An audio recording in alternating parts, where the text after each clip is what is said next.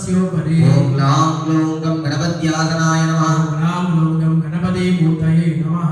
लंबोदरं श्यामनिवं गणेशं कुटारमक्षसृजमूर्धकाभ्यामलास्तिलाः अर्घ्याट्टाङ्गैः प्रोक्त एव सिद्धार्थकैसः आसनमूर्तिमिन्यस्य ओम ग्लां ग्लौं गं गणपतये नमः। ओम ग्लां ग्लौं गं गणपत्यासनाय नमः। गणपति मूर्ते नमः। ईशानमूर्धाय नमः। तत्पुरुषवक्त्राय शान्ति शान्ति शान्तिः। रगणव पार्वतीपदये என்னாடுடைய சிவனே போற்றி. அன்னை மகாமாரி ஓம் கணேசாரி சபர்காரி வதாப்யம் நமः. வஸ்திரயுகலம் சமர்ப்பயாமி நமஸ்காரம். கவிதப்ரதே அர்ஜுனோ பாஹுப்யாः பூர்ணோத்தாஹ்யாः ஸ்ரீயம்பகம் யஜாமஹே சுகந்திம் முக்திவர்தனம் உர்வாரகம் சமந்தனம் வர்ஜோமுக்தி அமாம்ருதாத். ओम संगवर्षपूरीकृत्य पुष्परामाभिलङ्घ्य आज्ञमीरोप्य पूर्णाहुतिमुत्तमाञ्जुहुति सर्वमेवाप्नोति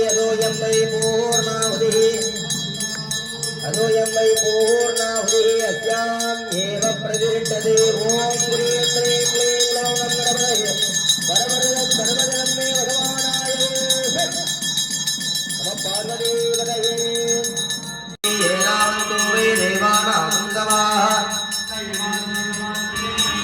नमुनस्तु वन्दे राज्याय देवसूराजा भवति अग्रहीनं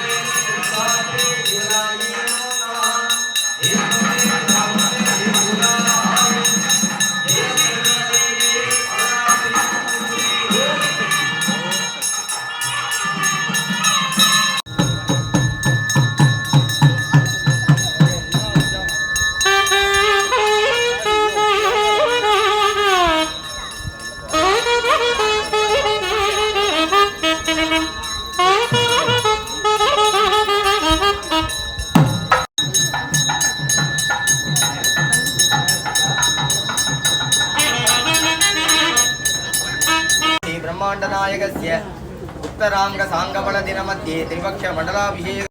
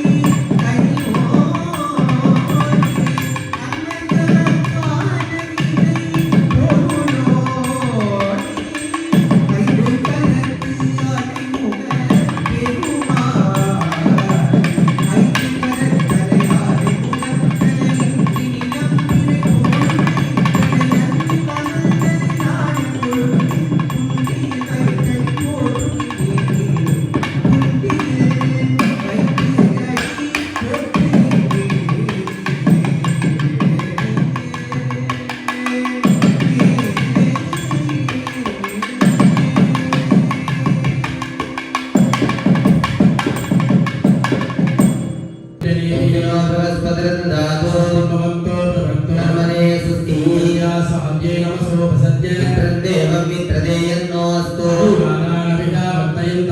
जीवेम सरदस्तवीरा महादेवी प्रियंता प्रियंता श्री महामारीम्बिका नयः विघ्नाविन्नो गानसंयुक्तो रसस्य भाजिनः सर्वपिनो मुखार्पणः योगं विशिदालिश அம்பாள் கும்பாபிஷேகம் நடக்கக்கூடிய வேளையிலே பாலகியாக இருப்பாள் என்று சொல்லப்படுகிறது. ஒரு கோயிலிலே கோயிலுக்கு ஒட்டி கும்பாபிஷேகம் நடந்தது என்றால் அந்த சுவாமி சின்ன பிள்ளைக்கு சமமாக இருப்பார் என்று சொல்லப்படுகிறது. ஆக அப்படியாக இருக்கக்கூடிய அந்த சுவாமியை ஒவ்வொரு நாளும் யாகங்கள் வளர்த்து சுவாமிக்குள்ளே ஜபங்கள் செய்யக்கூடிய வேளையிலே அம்பாளுடைய சக்தி இன்னும் அதிகரிக்கும் என்று சொல்லப்படுகிறது. எப்படி நமக்கு பிள்ளை பிறந்த உடனே ஒரு மாத காலம் அந்த பிள்ளையை எப்படியெல்லாம் பொத்தி பொத்தி வளர்ப்போம் இல்லையா, யாரும் வந்து பார்க்க ரொம்பவும் தொடக்கூடாது கொல்லக்கூடாதெல்லாம் சொல்லுவோம் இல்லையா, தீட்டுன்னு சொல்லிடுவோம் அதுக்கு உடனே. அதெல்லாம் வச்சதுதான் காரணம், அதுக்காக தான், வேற ஒன்றும் இல்லை. விட்டோம்னாக்கா எல்லாரும் வந்துடுவாங்க, கன்னத்தை கிள்ளுவாங்க, கன்னத்தில் முத்தம் கொடுப்பாங்க, எந்த நேரத்தில் எந்த பிள்ளைகளுக்கு முத்தம் கொடுக்கணும் தெரியாது. ஆக அப்படிலாம் இருக்கக்கூடிய காலகட்டத்தில் தீட்டுன்னு ஒன்று வச்ச பிறகு யாருமே கிட்ட வர மாட்டாங்க. ஒரு மாதத்துக்கு நீயும் வரக்கூடாது, நானும் வர மாட்டேன். அதனால தான் பிள்ளை பிறந்து ஒரு மாதத்துக்குள்ள வீட்டை விட்டு எங்கேயும் போகக்கூடாது, கூட்டிகிட்டு போகக்கூடாது பிள்ளைன்னு சொல்லப்படுகிறது.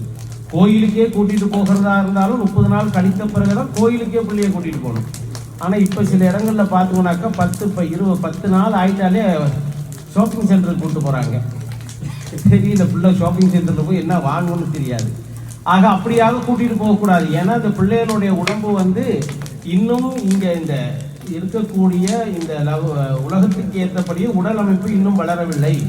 ஆகையினால அந்த பிள்ளையை பொத்தி தான் பாதுகாக்க வேண்டும்னு சொல்லி இந்த 1 மாதம் வரைக்கும் அந்த பிள்ளைய ரொம்ப பொத்தி பாதுகாக்கணும் இல்லையா. அதே போல கும்பாபிஷேகத்துக்கு பிறகு சுவாமியை அந்த அளவுக்கு நாமளும் பொத்தி பாதுகாக்க வேண்டுமா. அம்பாளுக்கு டெய்லி ஹோமங்கள் பண்ணி ஜபங்கள் கூடுதலாக செய்ய செய்ய தான் சுவாமியோடைய சக்தி அதிகரிக்கும் என்று நமது முன்னோர்கள் சொல்லியிருக்கிறார்கள். ஆகவே தான் இந்த 48 நாட்களும் அந்த அளவுக்கு நாம ஒரு பத்தியமாக இருந்து, ஒரு சாரார் என்னன்னு கேட்டீங்கன்னாக்கா 48 நாளுமே விரதம் இருப்பாங்க. விரதம் இருந்து இந்த அம்பாள் என்னுடைய அம்பாள் ஐயா, அம்பாள் வந்திருக்கா, அவளுக்காக நான் விரதம் இருக்கணும், விரதம் தான் வரணும்ட்டு. விரதம்னா உடனே நினைச்சாதீங்க சோறு தண்ணி சாப்பிடாம இருக்கிறதுன்னு இல்லை, அந்த விரதம் இல்லை, மனதளவிலே விரதமாக இருக்கக்கூடியது. ஆக அப்படியாக இருந்து அந்த 48 நாளுக்கு செய்வாங்க. 48வது நாள் தான் அந்த அம்பாளுடைய அந்த இது பூர்த்தி ஆகிறதாக சொல்லப்படுகிறது. 48 மண்டலம் என்று சொல்லக்கூடியது. ஆக அந்த 48வது நாள் மண்டலம் அபிஷேகம் இன்று நடைபெறுகிறது. நேற்றைய தினம் பரிவார மூர்த்திகளுக்கெல்லாம் மண்டலாபிஷேக தீர்த்தங்கள் அபிஷேகம் செய்யப்பட்டு இன்றைய தினத்திலே அம்பாளுக்குரிய மிகவும் விசேஷமான 1008 சங்கங்களாலே அபிஷேகம் செய்ய உள்ளோம். சங்கு தீர்த்தம் என்பது மிக மிக முக்கியமானது ஒன்று.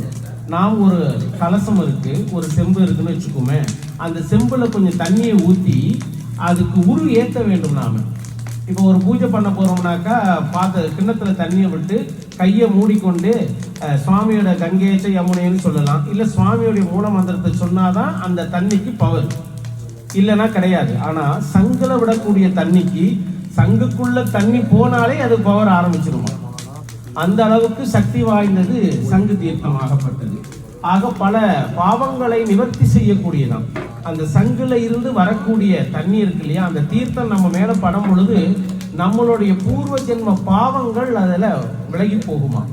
அப்படியாக இருக்கக்கூடிய பட்சத்திலே சங்காபிஷேகம் வரும். 1008 சங்காபிஷேகங்களிலும் 1008 அம்பாளுடைய நாமங்களை அதனை சொல்லி, அதே வேளையிலே இங்க நடக்கக்கூடிய ஹோமங்களிலும் அம்பாளுடைய பெயர்களை சொல்லி செய்யும் பொழுது அந்த சங்கு இன்னும் பலம் பெறுமா, இன்னும் அதனுடைய சக்தி அதிகரிக்குமா. ஆக அப்படியாகப்பட்ட 1008 சங்காபிஷேகமாகப்பட்டது அம்பாளுக்கு இன்றைய தினம் நடைபெறவிருக்கிறது. ஆகவே பக்த அடியார்கள் அனைவருமே ஆச்சார சீலராக வந்திருக்கிறீர்கள். எல்லோரும் மனதார அம்பாளுடைய நாமத்தையே ஜபம் செய்து கொண்டு அம்பாளுக்குரிய இந்த மண்டலாபிஷேக பூஜையிலே கலந்து கொண்டு மாலை வேளையிலே திருக்கல்யாண வைபவமாகப்பட்டது நடைபெறுகிறது.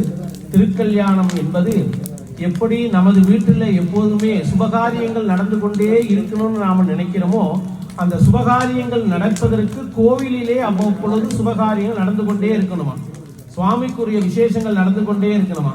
கோயில்ல நடந்தா மட்டும் பத்தாது, கோயில்ல அந்த விசேஷங்கள்ல போய் நாம் கலந்து கொள்கிறோமோ, எந்த அளவுக்கு கோயில்ல போய் விசேஷங்களுக்கு கலந்து கொள்கிறோமோ அந்த அளவுக்கு நமது வீட்டிலே விசேஷங்கள் சுபகாரியங்கள் அடிக்கடி நடைபெறும் என்று நமது முன்னோர்கள் வகுத்து வைத்திருக்கிறார்கள். அதற்காக தான் சுவாமிக்கு உரிய திருக்கல்யாண வைபவங்கள் நாம நினைப்போம். எப்பயோ சிவனும் பார்வதியும் கல்யாணம் பண்ணாங்க, இப்ப என்னையா வருஷம் பண்ணிக்கிட்டே இருக்கீங்களேன்னு சொல்லி நாம யோசிக்கிறது உண்டு. அவங்களுக்காக கிடையாது, நமக்காக. நாம் திருமணம் செய்தோம், நமது பிள்ளைகள் திருமணம் செய்ய வேண்டும், நமது பேர பிள்ளைகள் கொள்ளு பேர பிள்ளைகள்லாம் திருமணம் பண்ணணுமா இல்லையா?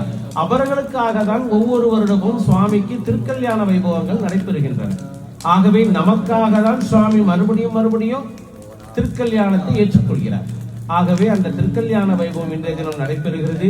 அம்பாளுக்குரிய சீரெல்லாம் எடுத்துட்டு வந்து அம்பாளுடைய திருக்கல்யாண வைபவத்திலே கலந்து கொண்டு அம்பாள் சிவனுடைய அனுக்கிரகம் பெற்று நாம் பெருவாழ்வு வாழ்வோமாக.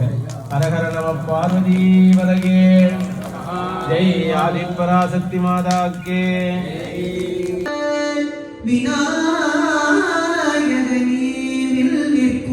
மன்னிக்கும் நாதனுமான் தன்மை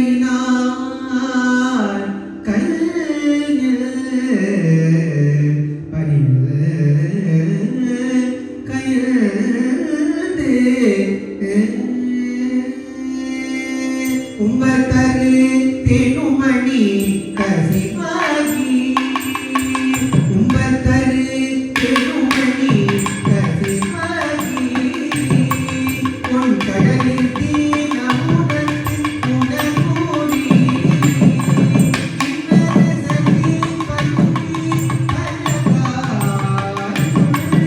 என்ற மொழிக்கார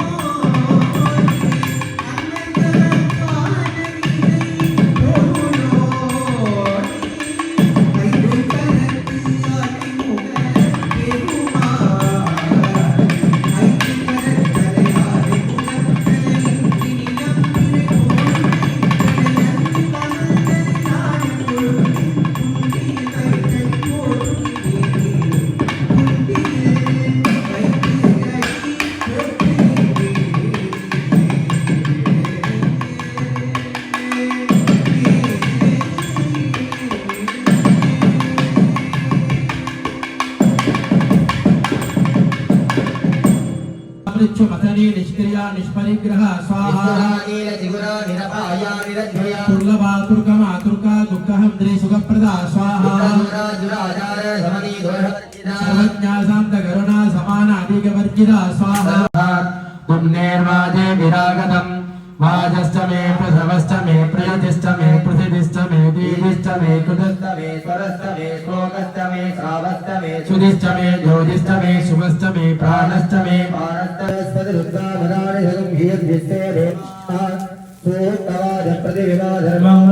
श्रीमदमणि श्रीमदजनि श्रीमदवक्ष्यामि मदवदिष्यामि मदमदिं देवेभ्यो वाजमुद्यासकं सरस्वतीन्याः मनुषेः कृष्णम्मा देवावदतु सोपाये पितरोनुमदन्तु। ओम शांति शांति शांति। ओम यत्सामगायन्नास्ते